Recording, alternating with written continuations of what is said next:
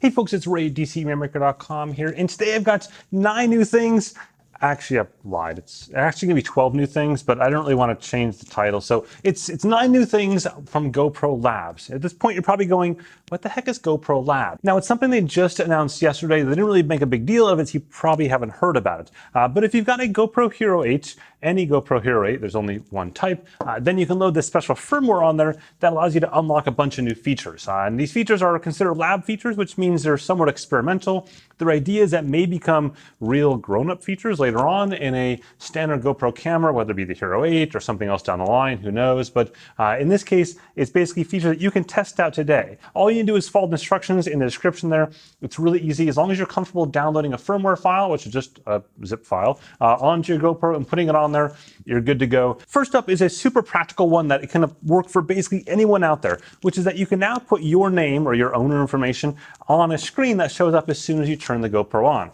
Now the way that works and the way almost all these features work is via QR codes. So it's a little website that GoPro has created off of GitHub that allows you to create these QR codes on the demand. So the first one I'm going to show you here is the ability to personalize your information. So I'm going to put in there DCR's GoPro. There we go. Just going to spell it right. Okay. And then you can do a /n for new line, and I can put in my phone number, for example. So 206-555-1212, and go on down here, and then you'll see it shows you what it's actually doing below, and that's the QR code it's making in real time. And then all you do now is take your GoPro and point it at, there we go, and make sure the screen's lined up, and there we go. It now shows up right there very, very briefly. So just to power off my camera super quick, yank the battery, the fastest way, let's be honest. And you'll see it right in just a second. That's the base name. We'll talk about that in a second. And then boom, my information right there. Oh, hey, and a quick interruption. If you're finding this video useful or interesting or something, just go ahead and whack that like button right now in the corner there. It really helps out this video and the channel quite a bit. Okay, moving on to the next feature. It is motion capture. No, not stop motion. The ability to capture any motion or trigger a capture when motion occurs within frame. So think of it kind of like a security camera, but your GoPro. So what you do is you take back to the app again, and you go down here, and there's a delayed actions option. And within that, you'll see start via motion detection. And there are 2 numbers there. There's a start number and there's an end number. And those are basically a sensitivity number. So the least sensitive option is number 1, and then the most sensitive is number 9. But I'm just keeping on 1 for both of them, having done this a few times now.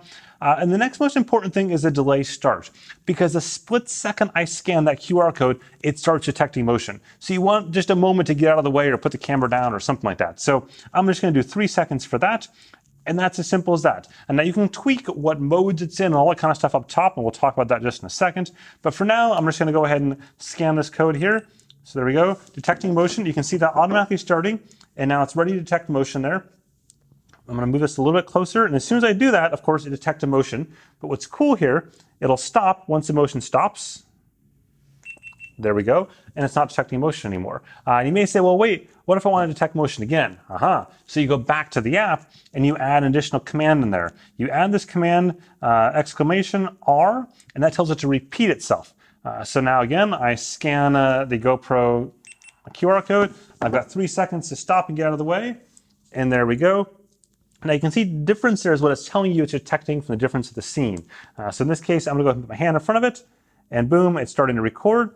I can move my hand, it's recording, it's showing the difference it's detecting, and then I take my hand out, and it now says no difference, and it stops recording. There we go. Put my hand in front of it again, and it starts recording again. So what's the practical use for this? Well, one, if you're doing a long time, you have to have a power. But let's say you've got it set up on a track or something like that, where you don't really care to have, all this dead time each time you're at the other end of the track or somewhere else that's not nearby. In this case, you can set it up, and as soon as it detects motion in the frame, it'll go ahead and start recording for that particular portion of it. Now, in this case, because I want to go and show you the next thing, I need to turn off this motion detection. So at the bottom, there's an option for reset page. So that basically just resets everything. I go take the GoPro, I scan that now. Once I tell it to stop the motion, there we go. and now it's reset things back to the beginning again. So you can see that there, sorry, a bit blocked there. And now we're ready for the next one, which is recording at a specific time of day. So again, we'll go back to the little app there, delayed actions, shut down and capture in. So this top one, I can basically say I want to capture 8 hours from now, or I want to go ahead and capture a certain time of day. So I could say right there, I want to capture at 7:30, which is 7:30 in the morning. And in this case, I want to also change some of the settings up here. I'm just going to do a 1080p 30 capture, and we'll do wide, just for the fun of it, right? And we'll go down to the bottom here, and we'll scan this.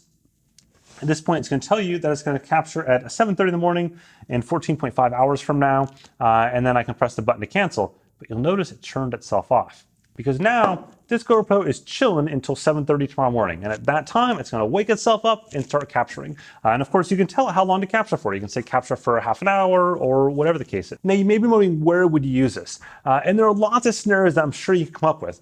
But the one that GoPro had was probably the most exciting because it involves rockets. And so in their case, they had to place cameras at a rocket launch site, like what NASA or something like that would launch rockets. But they couldn't leave the camera, couldn't go into that site any later than 3 days before the launch. So in their case, they were able to put the exact time of launch or slightly before it to capture everything. The camera then turned itself on, captured the launch, did all the good stuff, and they had footage there. And that's something where, again, they couldn't have power, they said. They couldn't touch the camera after they placed it 3 days ahead of time, and so it's ready to go there to capture that event. Now that gets right into the next one, which is the ability to capture sunrise and sunset. So if you were paying attention there, you may have noticed there is an option there for capturing sunrise and sunset. So I'm going to delete this other one out of the way first and say, I want to go, let's see, sunset 20 minutes before sunset, end the capture 20 minutes after sunset. And that's it. You can see you can change, again, the settings. I can go up here and say, as for this one, I want to capture in 4K. I'm going to do it as super wide. Let's see, there we go, super view, sorry. And I think that's good. And again, we'll go back down here and then scan this again.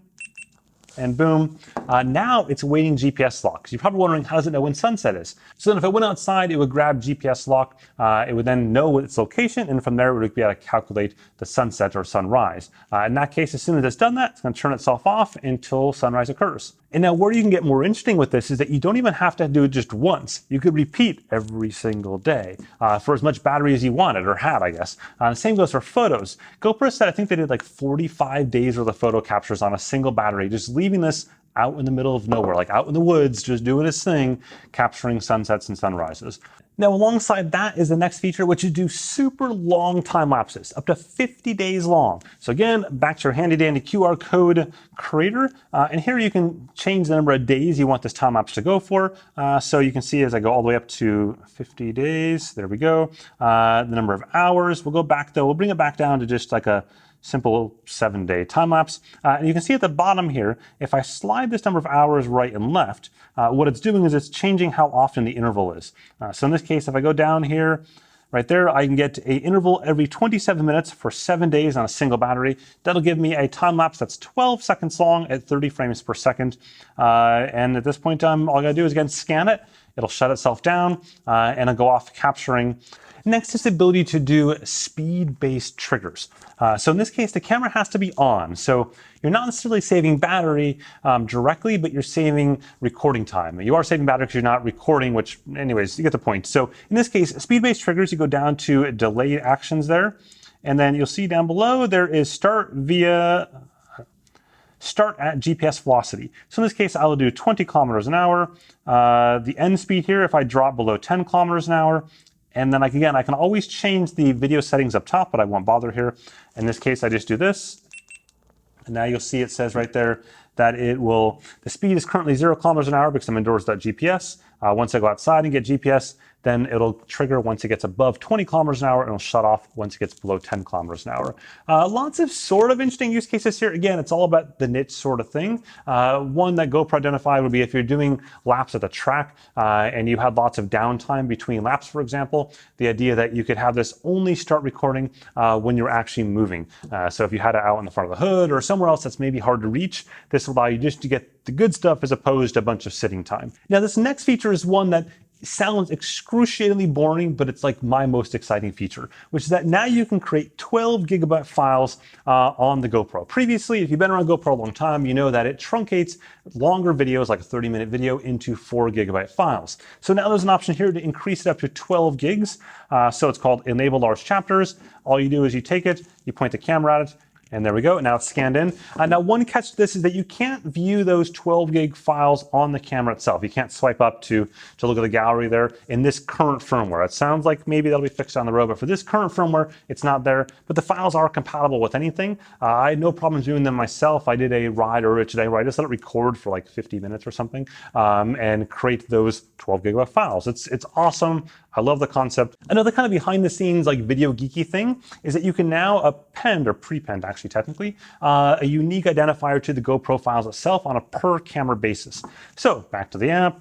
And what you do is you put what you want it to be in front of the file name. So I could put on this one DCRGP1 dash. And you can see it's creating those file names down there at the bottom, or showing how those would be created. Now keep in mind, it's still going to add all the GoPro junk after that, which I wish it wouldn't do. I just want a smaller file name, like the whole GH010, whatever. Just give me a numerical value after that. So DCRGP1 dash file number. That's it. That's all I really want. But still, I appreciate this. Now you want to make sure you check to make this name change permanent because I found it didn't really seem to work otherwise. You can still always overwrite it like the text says right there.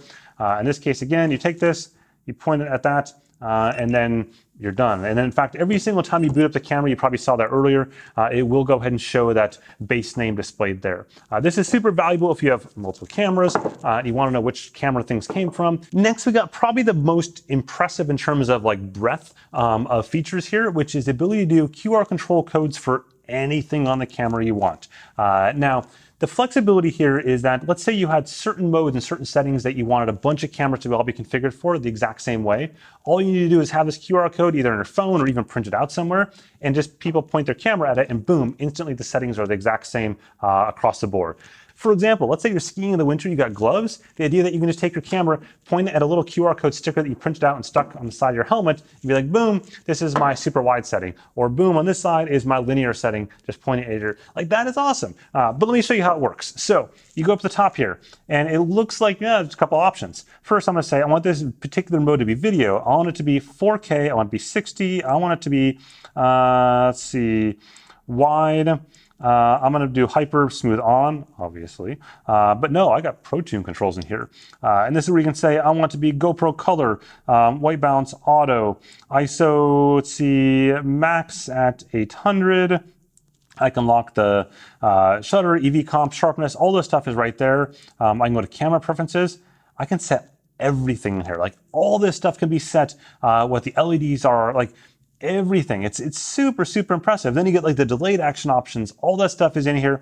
And once all is said and done, again, you know the drill. You take this, put it there, and boom, it's you just changed right now to 4K 60 wide, just like that.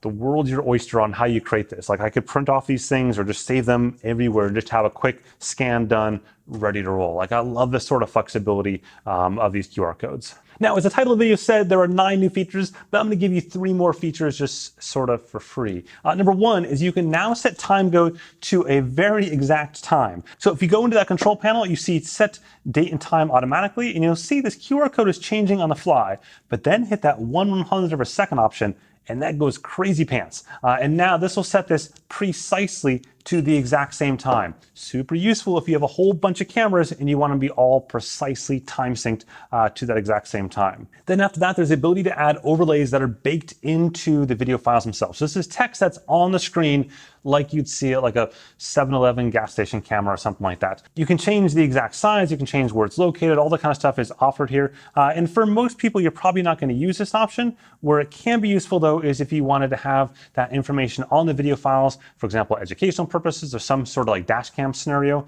you can have that directly into the file itself. And then next, there's an option that isn't an option at all. With the firmware that you loaded on this, there is now additional information for Reelsteady. Now, you may have heard of the Reelsteady app. It's been around a while, but GoPro actually bought it this past March. They bought the whole company. It's firmware version, there's additional information in there that helps that app to do a better job on the stabilization afterwards. Okay, with that is, I think, most of the features. There's actually even more features that I haven't highlighted here, but these are like the cool ones. If you found this video interesting and useful, again, just whack that like button at the bottom there. It's super helpful.